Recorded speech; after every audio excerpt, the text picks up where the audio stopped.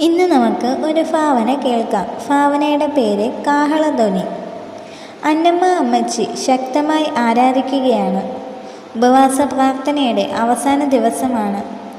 എല്ലാ പ്രാവശ്യത്തെയും പോലെയല്ല, ഈ തവണ കർത്താവിനോട് കൂടുതൽ അടുത്തു എന്നൊരു തോന്നൽ അമ്മച്ചിയുടെ മനസ്സിലും ഉണ്ട്. അതിൻ്റെ ഗൗരവം മുഖത്ത് നിഴലിച്ചു കാണാം. ആരാധനയ്ക്ക് ശേഷം വീട്ടിലേക്ക് മടങ്ങും വഴി പതിവിന് വിപരീതമായി അമ്മച്ചി മൗനം പാലിച്ചു.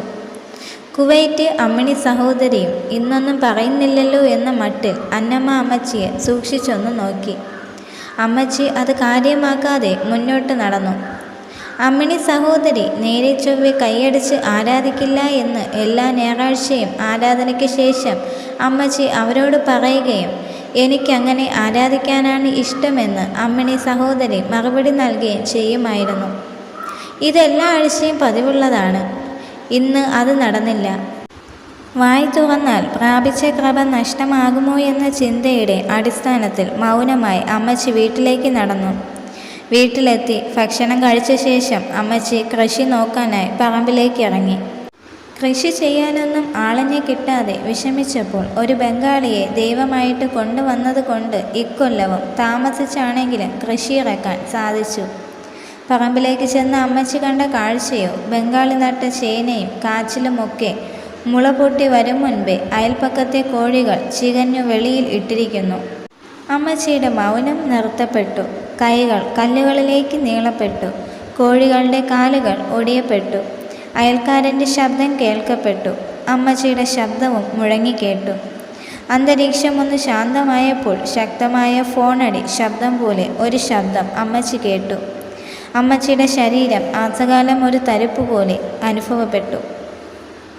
ദേവദാസൻ പ്രസംഗത്തിൽ സൂചിപ്പിച്ച ശബ്ദം ഇതല്ലേ? കർത്താവ് മേഘത്തിൽ വരുമ്പോൾ കാഹളം മുഴക്കും. അത് ഒരു ഹോൺ നീട്ടിയടിക്കുന്ന പോലെ കേൾക്കാം. അത് കേൾക്കുന്നവർ മാത്രമേ ചിറകുകൾ മുളച്ചു രൂപാന്തരം പ്രാപിച്ച് കർത്താവിനൊപ്പം എടുക്കപ്പെടുകയുള്ളൂ. ഒരു നിമിഷം ഇതെല്ലാം അമ്മച്ചിയുടെ ചിന്താമണ്ഡലത്തിൽ കൂടി മിന്നിമറഞ്ഞു.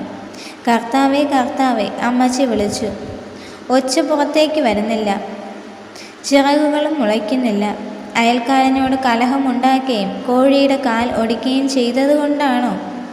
കാഹളം താൻ കേട്ടല്ലോ, അപ്പോൾ രൂപാന്തരം പ്രാപിക്കേണ്ടത് ആണ്. എന്തായാലും പറക്കുവാൻ ശ്രമിക്കാം. അപ്പോൾ ചിറകുകൾ മുളയ്ക്കുമായിരിക്കും.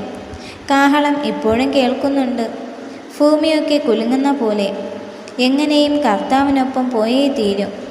സർവശക്തിയും സംഭരിച്ച് അമ്മച്ചി പറക്കുവാനായി എടുത്തു ചാടി. അയ്യോ! ഒരു നിലവിളി. ലൈറ്റ് ഒന്നൊന്നായി തെളിയപ്പെട്ടു. താഴത്ത് കിടന്നുറങ്ങിയിരുന്ന ഒരു പട്ടാളക്കാരൻ്റെ നെഞ്ചിൽ അമ്മച്ചി വീണ് കിടക്കുന്നു.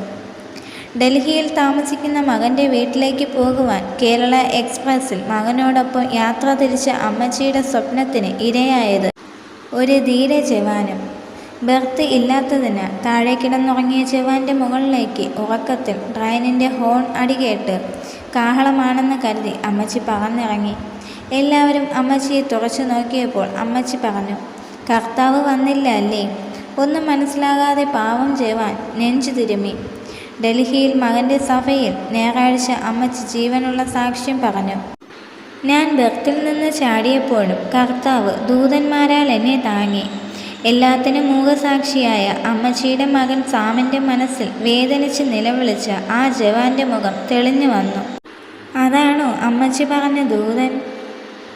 ഈ ഒരു ഭാവന എല്ലാ കൂട്ടുകാർക്കും ഇഷ്ടമായെന്ന് വിശ്വസിക്കുന്നു. ദൈവം നിങ്ങളെ എല്ലാവരെയും ധാരാളമായി അനുഗ്രഹിക്കട്ടെ. ആമേൻ.